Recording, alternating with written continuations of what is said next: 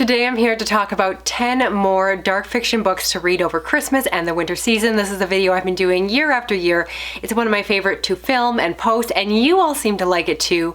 So I have 10 recommendations here ranging from horror to thrillers and mysteries, and I have some that are more Christmassy, some that are not. Great to read in December and then on to in January, etc. And yes, this is my real winter hat because I live in Canada. It is cold, and for some reason y'all like when I wear hats, so I'm going to do that today. I'm going to try to keep it on even though it's really hot underneath my filming lights. All that being said, let's get started. First up, we have a Christmas themed thriller, and that is Christmas Presents by Lisa Unger. This is a short thriller novella that follows a woman who is working in a bookshop, and one day this podcaster comes in and starts digging into her past. You find out right in the synopsis, the start of the story, that she is the lone survivor of this horrific serial killer who murdered her friends and also was believed to be responsible for the disappearance of some other women. Of course, as these stories tend to go, they start to investigate, and if perhaps there is more going on or just more complications to it all, and the story goes from there. This is one that is honestly perhaps a touch predictable, but having it centered around Christmas time and having that be a main theme of the story really brought the story to life in a way that perhaps otherwise would have been a more generic thriller, and instead I had a lot of fun with it. I did give it 4 stars when I first read it and just have really warm feelings thinking about it all these years later, so I do recommend it if you haven't checked it out. It's a fun one, it's a fast one, and I gotta say, it definitely got me in the Christmas mood, even though that's probably a strange thing to say about a serial killer book. Next up, we have Dead of Winter by Darcy, and this is a horror story that follows a woman who goes to this remote cabin in winter. There, something happens to the tour guide, and of course the story goes on from there. This is one that is just filled to the brim with the tropes of cold isolation horror. So you have the remote cabin, you have people slowly getting selected off, and the character that you're following trying to survive until the end. So if you're looking for something unexpected, something you've never read or seen before, that won't necessarily be this book. But if you're looking for those classic tropes, if you love them, if you just want something that is set in the cold wintry months, to clarify, this book is not specifically set around Christmas. So again, if you're watching this video after the holidays, you can definitely pick this one up if it is cold around where you are, or maybe it's warm and you live in somewhere around the world, but you're looking to get that cold feeling. This one definitely has that stormy sense, that feeling of the cold and snow, and that feeling of survival that I think works oh so well in winter. So a little bit predictable for my personal taste, but was it a fast wintry read? Absolutely. Next is The Secret History by Donna Tart, and this is a story that I think is very well known as a piece of dark academia, a piece of literary fiction that tells the story of a group of college students, and right at the beginning of the story, this is all in the first chapter, the first paragraph really, we find out that their classmate Bunny is dead, and then everything that we read afterwards is leading up to that incident and telling us what happened. And so it's a story that I've always thought of as a story to read in the fall. I always believed it to be something that was perfect for that back to school time period, which certainly it is because of the college setting. But it wasn't until I actually read the book that I found out that the majority of the story, particularly it's set all around Christmas and in December. And so it strangely is woven into the holidays. You have them going to various holiday events and mentions of different things that are primarily present in that time of year. It wasn't something I was expecting from this book, but ended up being a wonderful surprise. Obviously, as I do these videos every year, I say over and over again that I love when dark fiction is set around Christmas, because of course it's supposed to be the jolliest, happiest time of the year, and instead it can really be a great background for these dark events that are happening, like in this book. Next is 12 Days of Murder by Adriena, Cordani, and this is one of my favorite books in this video here in terms of my personal recommendations, because it ticked so many boxes of what I'm looking for. So this is a mystery thriller that follows a group of friends that every year they get together and do one of these holiday parties where there is a supposed fake killer, and they have these different roles that they play and have to figure out basically a murder mystery party if you've ever attended one. And so they do this year after year. However, one year something happened and someone died for real. And because of that, there was naturally a break in the tradition. No one really wanted to celebrate it anymore. But for whatever reason, they thought it was a great idea to restart the tradition and come back together once again. Of course, there's a lot of ill will, a lot of bad feelings, a lot of the characters have their own history between each other. And at the beginning of the story, in the setup, again, this is all in the back of the book, you find out that perhaps this was not just a one-time event with someone dying, perhaps there's something that is starting up again. So this is one that I love because it is a closed room mystery where you know for the most part that the killer must be among them. You have the messiness of these college friendships where there certainly is a lot of conversation about who slept with who and the grudges and backstabbing. So it really depends if you're looking for that. I enjoyed it within the context of this book because I thought it fit well. Very much as a case where you're not really sure who to trust, who to believe. And again, it's all framed around this Christmas setting. Usually you think of the 12 days of Christmas and it being about presents and the celebrations of various Christian traditions and so forth. And instead, this one is all placed around people getting picked off. And it's just one of these setups where clearly you as the reader are saying, what are you doing? Get out of there. But it's so much fun to watch as it all goes down. So I really enjoyed this one. It is slow paced, it's character driven, and less on the horror side. And again, it more kind of plays into the mystery thriller end of things, but really enjoyable. I had a great time reading this one. And again, exactly that kind of story that I felt like was so much more enjoyable because it had that Christmas setting all around it. Next we have My Darling Girl by Jennifer McMahon. This is a story that follows a woman who decides to bring in her mother to live with them despite the fact that they have a very difficult relationship. They really have not gotten along. However, they find out that the mother in this story, in this situation, is quite ill, and so she takes on the role of a caretaker as her daughter. And so of course a lot of the story is dealing with their frayed relationship, really trying to overcome that, understand the past, and there is more to the story that I don't want to give away.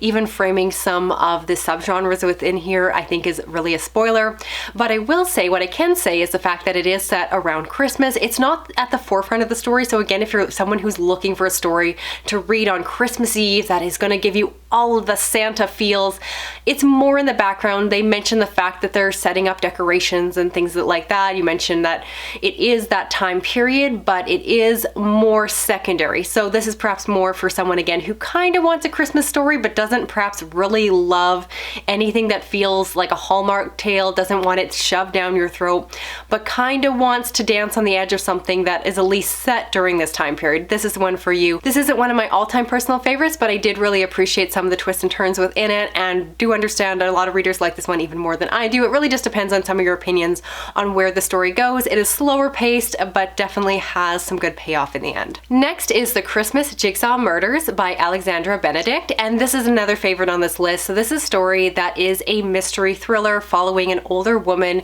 who is very much someone who sticks to herself. She is a bit of a hermit, doesn't really love the Christmas holidays, and also is an avid puzzler. Particularly, the story focuses primarily on jigsaws, but she does love other forms of puzzles as well.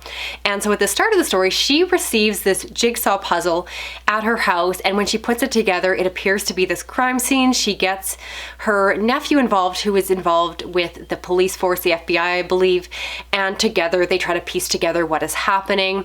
This is one that has the appeal or appearance of a cozy mystery where very much the character loves jigsaws, and there's a lot of light punning around the fact that just like how you solve real life mysteries is kind of the same way or the same logic and deduction of how you solve more entertainment style puzzles. And so that all plays together.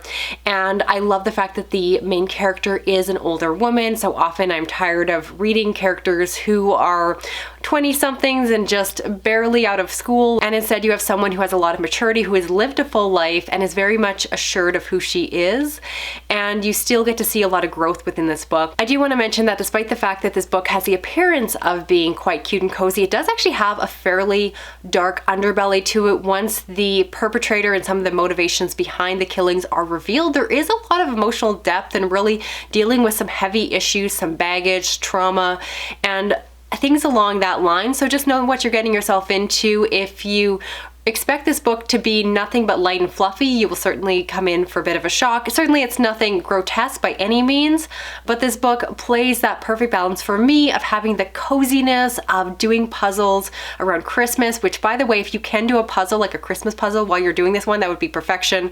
I wish I had been doing that when I listened to the audiobook, but I didn't, and I regret it ever since. So maybe I'll do that this year and revisit this book, because I had a lot of fun with it, despite the fact that, again, it has some darker moments. It is just that right balance of the coziness of Christmas with also dealing with the deeper themes about humanity that I think are just wonderful to unpack around the holidays. Next, we have How the Light Gets In by Louise Penny. This is a story that is set in the world of Inspector Gamache. So this is a continuation of an ongoing mystery series that I really love. If you care about character progression, you would want to start earlier in the series, because this one does really throw you in there with the fact that the relationships at this point in the story are very much changed and developed from where the story starts. However, the story itself, the mystery specifically, is self-contained within this book, so you could treat it as a standalone if this is the only book you want to pick up.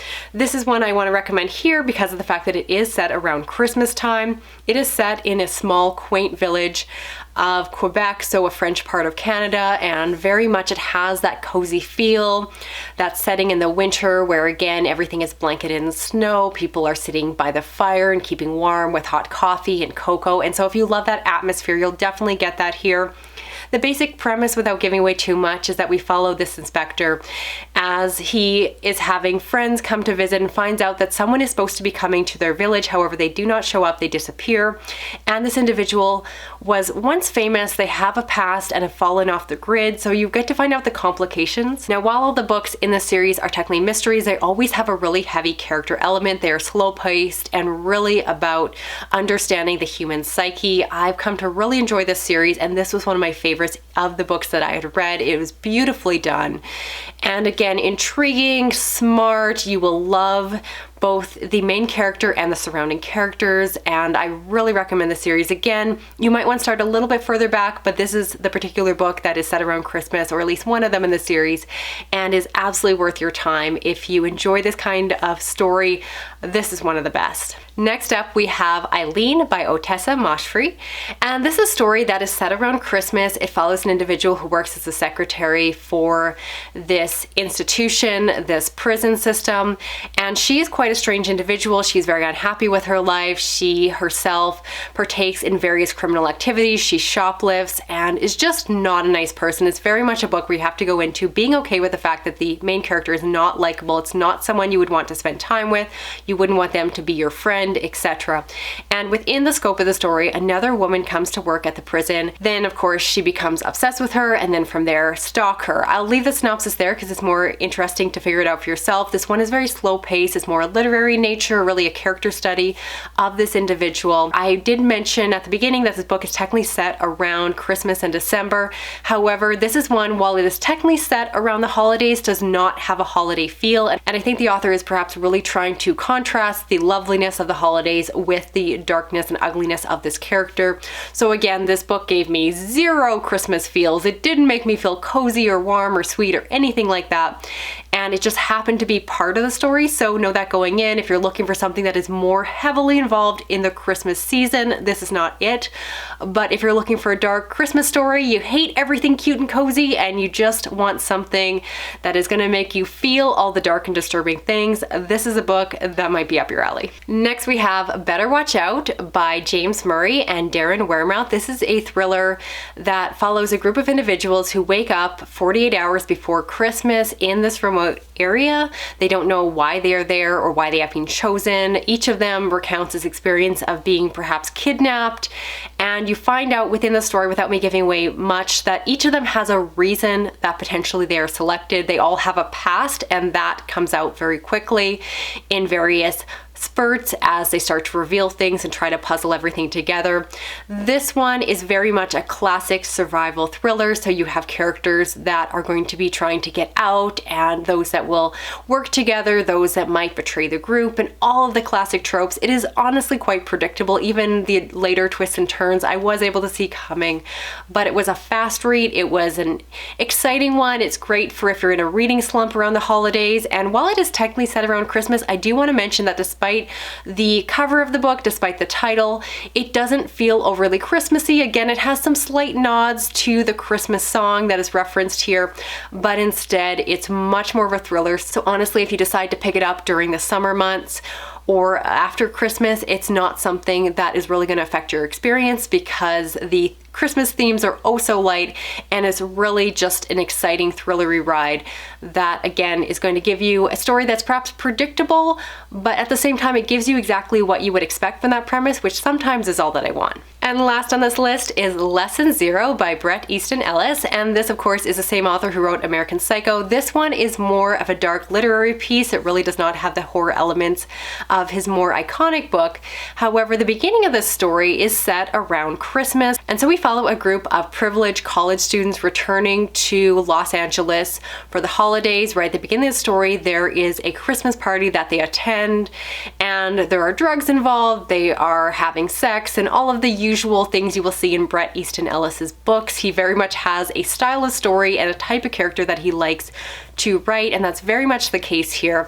I enjoy this one for the most part. It's very much a character study of just terrible people doing terrible things, and it's dark and slicing and all of that. It's the kind of story, again, I'd recommend more to the anti-Christmas crowd, so those that are looking for books that are kind of about Christmas but really not, and aren't looking to get any of those cozy feels from these dark fiction reads. So if you're looking for something that's set at Christmas but kind of the opposite of Christmas because it's pretty much the worst Christmas party you could ever attend, this is one you might want to try out. So that's it for this video here. I'd love to know the books I talked about. Which ones are you planning on checking out for yourself? And of course, recommend me your favorite Christmas themed or winter themed horror thrillers and other dark fiction. Keep in mind, if I didn't recommend one of your favorites here, it's likely because I included it in a previous video. I will try to include a playlist down below of the previous videos I've done in past years. If you're new to my channel, hopefully you stick around and subscribe. If you enjoyed this, you can hit that little notification bell. You can drop a comment, even just in a little emoji. Do something to represent the cold winter months or Christmas. And if you hit that little notification bell, you'll never miss a video from me. Thanks so much for watching. Talk to you again soon. Okay, bye-bye.